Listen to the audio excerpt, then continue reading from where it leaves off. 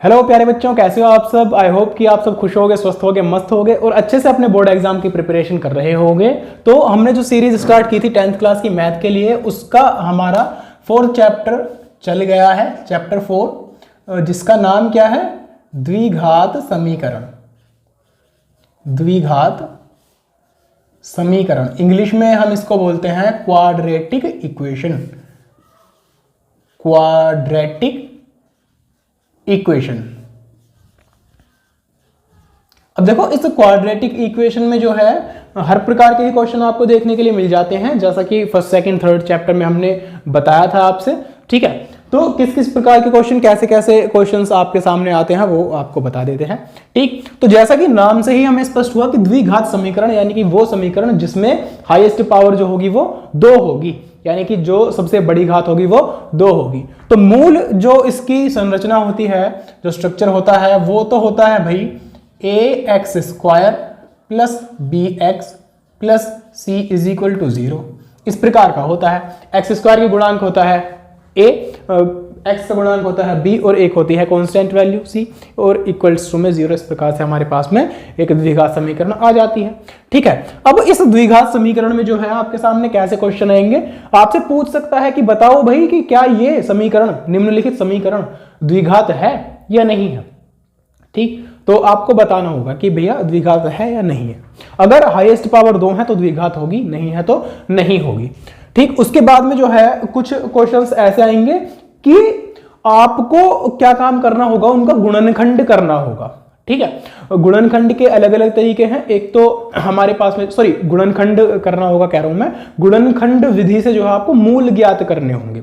मूल ज्ञात करने के लिए क्वेश्चन आ जाएगा, और मूल ज्ञात करने के लिए जो है हमारे पास में अलग अलग तरीके हैं। एक तो गुणनखंड विधि है, ठीक, और एक जो है वो है द्विघाती सूत्र वाली विधि, और इस प्रकार से हमारे पास में क्वेश्चन इसका आ जाएगा। ठीक है, इसके अलावा हमारे पास में जो है एक होल स्क्वायर बना करके, यानी कि पूर्ण वर्ग बना करके भी एक विधि होती है, जिससे हम उसके मूल ज्ञात करते हैं। मूल क्या होते हैं? x का मान। मूल वो होता है, मूल जो होगा वो होगा x का वो मान होगा जिसको अगर मैं इस इक्वेशन में पुट कर दूंगा, इस इक्वेशन में रख दूंगा, तो इसका मान बराबर हो जाएगा, यानी कि 0 है तो 0 हो जाएगा। ठीक है, मूल वो होता है जो इस समीकरण को संतुष्ट कर देगा। संतुष्ट मतलब इसमें पुट होने के बाद में इसको बराबर दिखा देगा। ठीक है, तो कैसे कैसे क्वेश्चन सबसे पहले हमसे पूछ सकता है। पहला क्वेश्चन है मेरे पास में, मुझसे पूछ लेगा कि बताओ निम्नलिखित जो समीकरण है वो द्विघात है या नहीं। प्रकृति पूछेगा, यानी कि द्विघात है या नहीं। तो पहला क्वेश्चन है x-2 का whole square plus 1 is equal to 2x-3। x-2 है जी, x-2 का whole square plus 1 is equal to में है 2x-3। 2x-3 देखो ऐसा है भाई। अब इसमें जो है भाई ये सीधी सीधी तो इक्वेशन दे नहीं रखी। ठीक है, हमें तो होल स्क्वायर दे रखा है, उसके बाद में अलग अलग पद इसके दे रखे हैं, तो हमें पहले थोड़ी सी सोल्व करनी पड़ेगी। अगर हाईएस्ट पावर 2 है तो इसका मतलब यह है कि द्विघात समीकरण है। अगर हाईएस्ट पावर 2 नहीं है तो द्विघात समीकरण नहीं है। तो खोल लेंगे इसको, x-2 का होल स्क्वायर खोलेंगे। जब x-2 का होल स्क्वायर खोलेंगे तो क्या आएगा, x-2 का होल स्क्वायर यानी कि a-b का whole square, a² plus b² minus 2ab। तो x² प्लस b² यानी कि 2 2 जा 4 माइनस 2ab यानी कि 2 गुणा x गुणा 2, 2 दूनी 4 और साथ में x प्लस का ये वाला 1 इक्वल्स टू में 2x-3 हो गया। जो लाइक टर्म्स हैं, सेम सेम वाली डिजिट हैं पर आप एक जैसी उनको एक साथ कर लेंगे। जैसे कि x² है भाई, उसके बाद में देखो यहाँ पर पहले हम 4x लिखेंगे, क्योंकि लिखने का तरीका होता है पहले बड़ी पावर फिर छोटी फिर उससे छोटी, इस तरीके से। तो पहले लिखेंगे माइनस का 4x, ये 2x इधर आएगा तो माइनस 2x हो जाएगा। उसके बाद में प्लस 4 और प्लस 1 हो गया प्लस 5, और ये माइनस 3 इधर आएगा तो प्लस का 3 इक्वल्स टू में 0। क्या बचा लास्ट में, x² minus minus plus minus का 6x plus 8 is equal to 0। अब देखो इसके अलावा तो हम इसमें कुछ काम कर नहीं सकते, हो गया हमारा काम। तो अब भाई जब हमारा काम हो गया तो हाईएस्ट पावर कितनी है, 2 है, तो ये द्विघात समीकरण है या नहीं है? जी हाँ, बिल्कुल ये द्विघात समीकरण है। लिख देंगे लास्ट में द्विघात समीकरण है। इंग्लिश वाले बच्चे क्या लिखेंगे, it is a quadratic equation, ये एक द्विघात समीकरण है। ठीक है प्यारे बच्चों, सभी को समझ में आया होगा। इसी प्रकार के कुछ क्वेश्चंस हैं जो कि मैं आपको होमवर्क में करने के लिए दे रहा हूं, उन सभी क्वेश्चंस को आप होमवर्क में करके लेकर आओगे। ठीक है, तो क्या क्वेश्चन है देखिए, इसके बाद में जो क्वेश्चन है मेरे पास में, इसमें कह रहा है कि गुणनखंड विधि से यानी कि फैक्टराइजेशन मेथड से आपको सोल्व करना है √2x² + 7x + 5√2 = 0। इसके मूल ज्ञात करने, आपको रूट्स निकालने हैं। ठीक है, यानी कि सॉल्यूशंस आपको इसके निकालने हैं। तो क्या काम करते हैं, देखो इसमें जो है मेरे पास में √2x² + 7x और +5√2 है। बहुत ही इजी सा इसका कॉन्सेप्ट है, बहुत ही इजी मेथड है इसका, आप सभी ने करा होगा, अब से पहले प्रैक्टिस करी होगी, बस अभी आपको रिवीजन ही तो करना है। तो क्या काम करते हैं, x² का जो गुणांक है उसकी गुणा कर देते हैं जो कांस्टेंट वैल्यू उसके साथ, यानी कि √2 की गुणा 5√2 में। देखो √2 की गुणा मैं कर रहा हूं 5√2 में। भैया जब √2 की √2 में करेंगे तो हो जाएगा √4, 2 2 4 और √4 की वैल्यू होती है 2, तो 2 × 5, 2 5 10 हो गया। अब ये जो 10 आया कहां पर लिखेंगे, इसको नहीं लिखेंगे कहीं पर भी, अपने माइंड में रखेंगे। सिर्फ 10 आया, 10 के ऐसे टुकड़े कर दो, ऐसे फैक्टर कर दो जिनकी आपस में गुणा करें। क्या काम करें, जिनकी आपस में गुणा करें।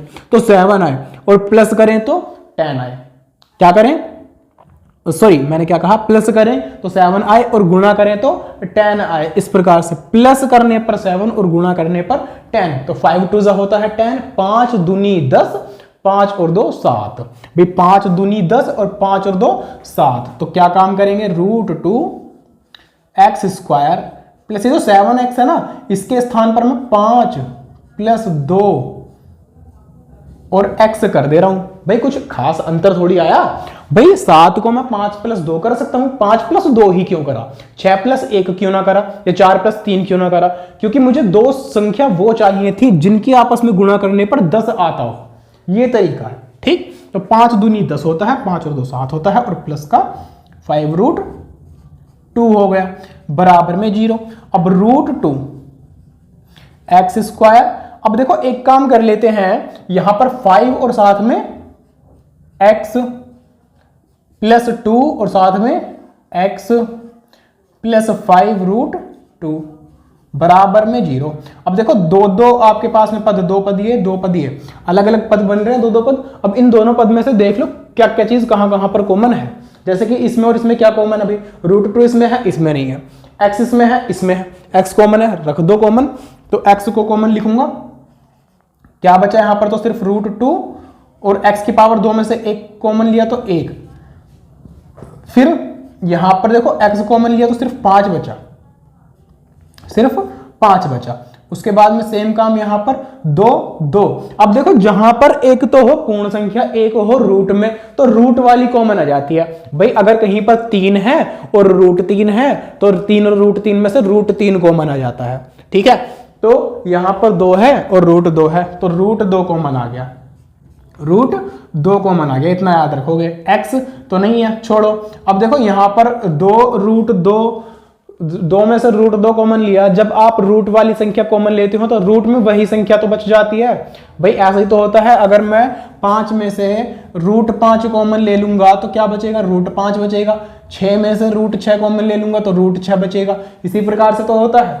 ठीक, तो यहां पर भी वही √2 बचा एक तो, और साथ में बचा x, बीच में प्लस है तो प्लस लगा करके 5 √2 में से √2 कॉमन आया तो सिर्फ बचा 5 और बराबर में 0।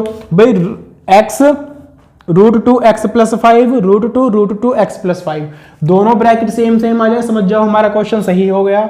तो दोनों ब्रैकेट कॉमन दिख रहे हैं, एक बार लिख लो √2x + 5, उसके बाद में दूसरे ब्रैकेट में x और प्लस √2, x + √2 और बराबर में क्या है, 0 है। ठीक है, अब दो ब्रैकेट बन गए, एक एक को ले लो। पहले मैं लूंगा √2x + 5 बराबर 0, तो क्या बचा √2x बराबर -5, तो x बराबर आ गया -5/√2 आ गया। भाई x की एक वैल्यू तो आ गई -5√2 और दूसरी वैल्यू निकालूंगा मैं इस वाले से, x + √2 = 0, तो x की वैल्यू आ गई मेरे पास में -√2, एक वैल्यू आ गई x की -√2। इस प्रकार से जो x की वैल्यूज आई हैं इनको हम कहते हैं, इसके मूल कहते हैं, सॉल्यूशंस बोलते हैं। ठीक है। आई होप कि आप सभी को जो है बढ़िया तरीके से समझ में आया होगा, कुछ भी नहीं था, बस हमें रिवीजन ही तो करना है इसका। इस प्रकार का क्वेश्चन जो है अक्सर पूछ लेगा आपसे एग्जाम में, तो आप करके जरूर देखोगे। यहां पर अगर सारे क्वेश्चन करोगे ना, मैं कह रहा हूं, बार बार कहता हूं कि यदि यहां पर जो भी मैं क्वेश्चन करवा रहा हूं वो आप क्वेश्चन करोगे तो बोर्ड एग्जाम में भी एक भी क्वेश्चन छोड़कर नहीं आओगे, ठीक है। कुछ क्वेश्चन ऐसे जो आपसे होमवर्क में करने हैं इसी से रिलेटेड, गुणनखंड विधि से। एक क्वेश्चन है, देखो इसमें कह रहा है 4x square minus 14x plus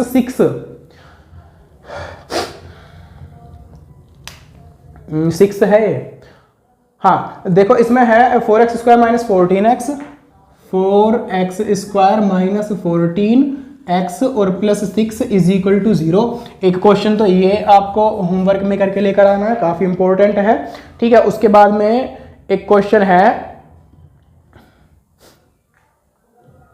हाँ एक क्वेश्चन है 2x square minus 6x plus 3, 2x square minus 6x और प्लस 3 इज इक्वल टू 0। इन दोनों क्वेश्चंस को आप जो है गुणनखंड विधि से करके लेकर आओगे, यानी कि फैक्टराइजेशन मेथड से करके लेकर आओगे। होमवर्क वाले क्वेश्चन है और उम्मीद करता हूं बेटा कि आप सभी जो है इनको सोल्व करके देखोगे, प्रैक्टिस करके देखोगे। एग्जाम वाले दिन मैं आपको दिखा दूंगा कि देखो मैंने ये वाला क्वेश्चन इस क्लास में इस चैप्टर में करवाया था और ये वाला क्वेश्चन आपको एग्जाम में देखने के लिए मिल गया, ठीक है। तो आप जो है, बहुत छोटी सी क्लास है, बहुत ज्यादा बड़ी नहीं है, 1 घंटा 2 घंटे की नहीं है, मुश्किल से मुश्किल 30-35 से 40 मिनट की क्लास रहेगी ये वाली, और पिछली वाली भी जो है वो ऐसी ही है, तो बहुत ज्यादा टाइम भी आपका नहीं लगने वाला है, ठीक है। बस आपको क्या काम करना, जो क्वेश्चन करवाया उसको कर लो और जो होमवर्क के लिए दिया उसको भी एक बार कर लो, ठीक है। तो इसी प्रकार के क्वेश्चंस आपके आ जाएंगे। कुछ और क्वेश्चंस देख लेते हैं जो इस चैप्टर के लिए इंपॉर्टेंट है। तो एक होता है मेरे पास में द्विघाती सूत्र, क्वाड्रेटिक फॉर्मूला। इस क्वाड्रेटिक फॉर्मूला में क्या काम करते हैं, देखो एक तो होता है डी और एक होता है एक्स की वैल्यूज, यानी कि सॉल्यूशन। तो डी जो होता है ना उसको हम रिप्रेजेंट करते हैं, मतलब डी से तो रिप्रेजेंट करते हैं, और वो होता है minus B square minus 4ac, ठीक है। Minus B square minus 4ac। अभी जो minus B square minus 4ac है, एक मिनट यहां पर माइनस नहीं प्लस, सिर्फ बी स्क्वायर, ठीक है। बी स्क्वायर माइनस 4ac जो है, d is equal to B square minus 4ac जो है, इस बी स्क्वायर माइनस 4ac में b तो आपको पता ही है कि जो x की गुणा में होता है वो, a वो जो x स्क्वायर की गुणा में होता है वो, और c जो कांस्टेंट वैल्यू है वो है, ठीक है। अब इस d से क्या चीज है, d से जो है ना हम मूलों की प्रकृति ज्ञात करते हैं, मूलों की प्रकृति, नेचर ऑफ द रूट्स या सॉल्यूशंस, ठीक है। क्वेश्चन देकर रखता है इस प्रकार के, इस प्रकार का क्वेश्चन जो है देकर रखता है, एमसीक्यूज में भी आ सकता है, वेरी शॉर्ट में भी आ सकता है। तो अब देखो क्या काम है इसमें, अगर d का जो मान है, अगर d का जो मान है वो 0 से बड़ा आता है, भाई 1 आया 2 आया 0.2 भी आया 0.1 आया, इस प्रकार से, यानी कि 0 से बड़ा है। अगर d का मान 0 से बड़ा आता है तो हमारे जो मूल रहेंगे ना वो रहेंगे वास्तविक। कैसे रहेंगे भाई, वो वास्तविक रहेंगे, यानी कि रियल रहेंगे।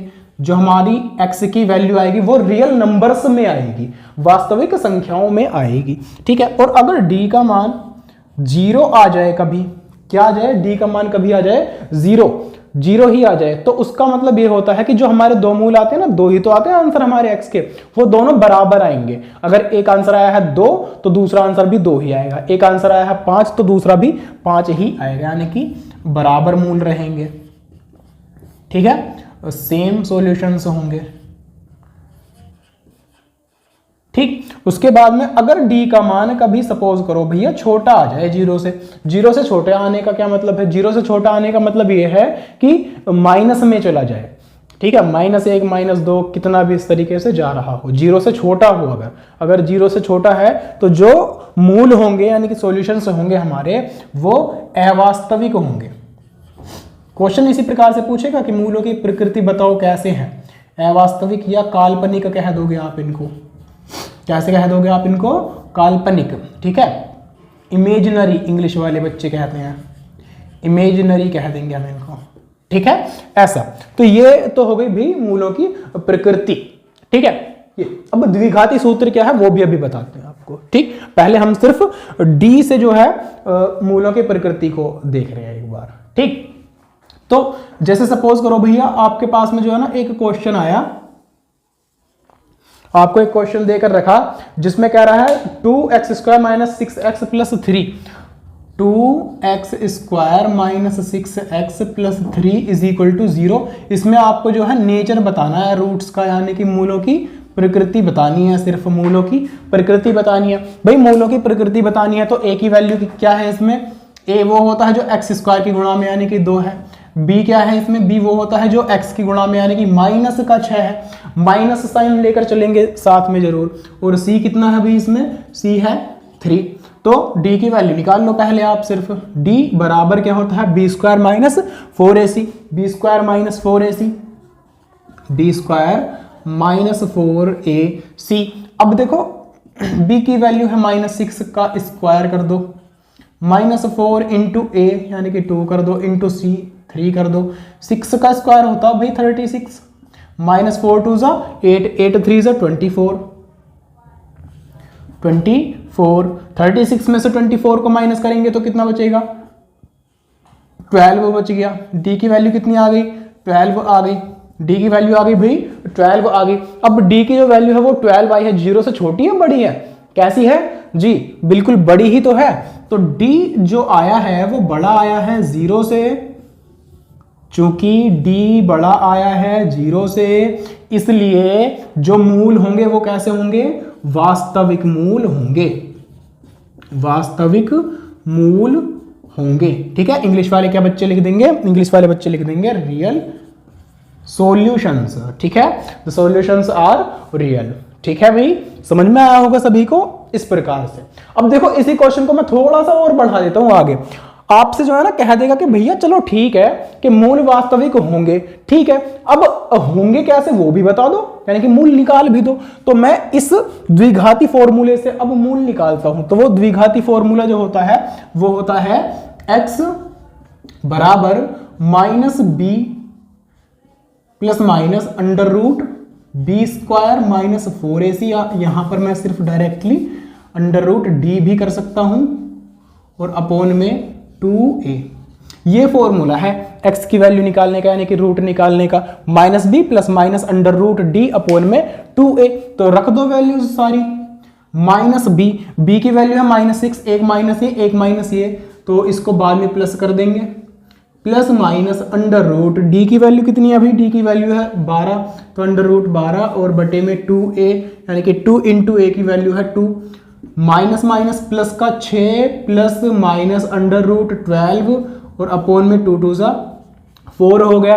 ठीक है, अब देखो प्लस माइनस का क्या खेल है भैया, एक बार इस चीज को आप लेकर चलोगे प्लस में और एक बार लेकर चलोगे माइनस में। तो पहले प्लस लेकर चलते हैं, प्लस लेने पर टेकिंग प्लस साइन, इंग्लिश वाले बच्चे लिख देंगे टेकिंग प्लस साइन, तो 6 प्लस रूट 12 को क्या काम कर सकते हो भाई, रूट 4 गुणा 3, मैं अंडर रूट 12 को कर सकता हूं अंडर रूट 4 गुणा 3, अंडर रूट 4 तो होता है 2, यानी कि 2 रूट 3 हो जाएगा ये तो भाई, तो इसको मैंने कर दिया 2 रूट 3 और बटे में क्या है 4 है, 2 कॉमन आ जाएगा तो 2 कॉमन आया, यहाँ पर बचा 2 3 6, 3 प्लस रूट 3 और बटे में 2, तो 2 से 2 कट गया, तो क्या बचा मेरे पास, सॉरी यहाँ पर 4 है, तो 4 2 दूनी 4, तो 3 प्लस रूट 3 और बटे में 2 आ गया इसका आंसर।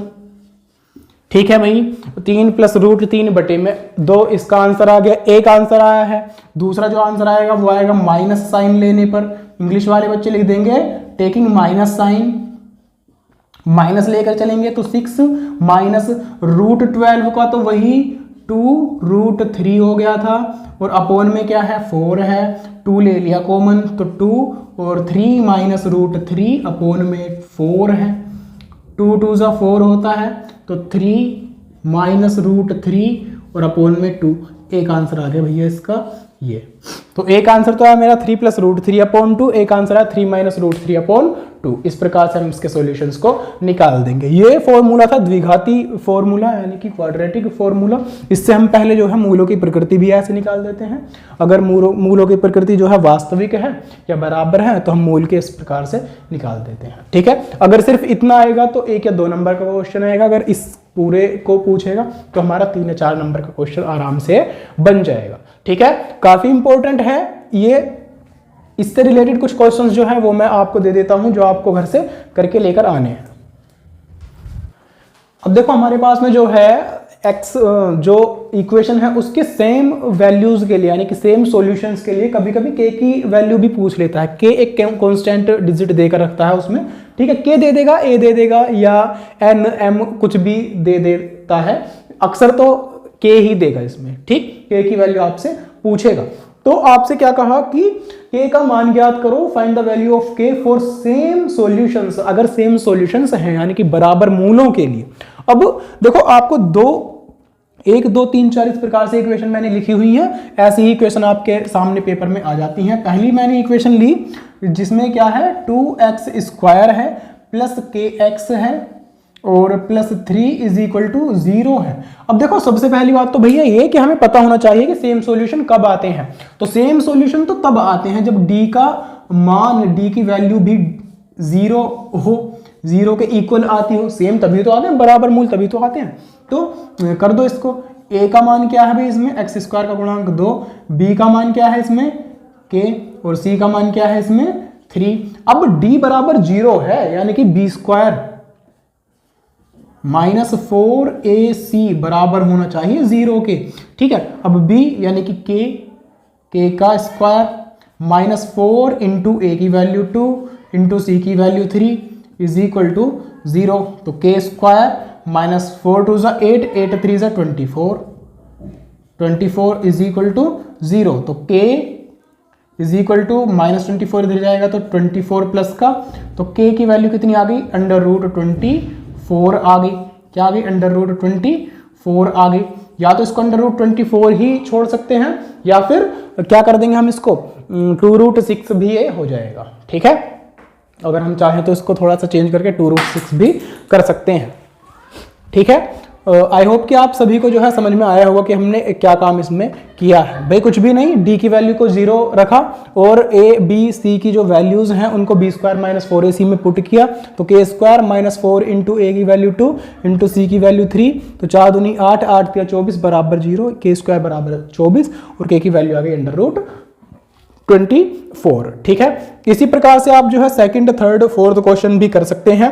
बस सेकंड क्वेश्चन में याद रखना कि एक बार जो है ना ये kx की मल्टीप्लाई अंदर कर लेंगे ताकि एक द्विघात समीकरण बन पाए। पहले द्विघात समीकरण बनाएंगे उसके बाद में a b c की वैल्यूज को इस प्रकार से पुट करके देखेंगे। तो ये क्वेश्चंस जो है वो आपके होमवर्क के लिए हैं और आप इनको करके देखोगे। ठीक है डियर स्टूडेंट्स, आज की इस क्लास में बस इतना ही। चैप्टर 4 में जो क्वेश्चंस मैंने आपको बताए हैं उन्हीं को आप करके देखोगे, प्रैक्टिस करोगे। ठीक है, इसके और जो भी इंपॉर्टेंट क्वेश्चंस होंगे वो मैं आपको आने वाली क्लासेस में बता दूंगा। ठीक है, फिलहाल लेकिन आप इन सभी को करके जरूर देखोगे। और पहली, दूसरी, तीसरी क्लास का जो लिंक है वो आपको डिस्क्रिप्शन में मिल जाएगा। एग्जाम से पहले याद रखना कि एग्जाम से पहले किसी भी प्रकार से जो भी आपका डाउट है उसको क्लियर करके जाएं। एग्जाम टाइम पर जो है आपका कोई भी डाउट आपके अंदर नहीं रहना चाहिए, उसको खत्म कर ले, क्लियर कर ले। ठीक है, तो इस क्लास में बस इतना ही। मिलते हैं आपसे नेक्स्ट क्लास में, तब तक के लिए प्रैक्टिस करते रहिए and wish you happy exams. Bye bye.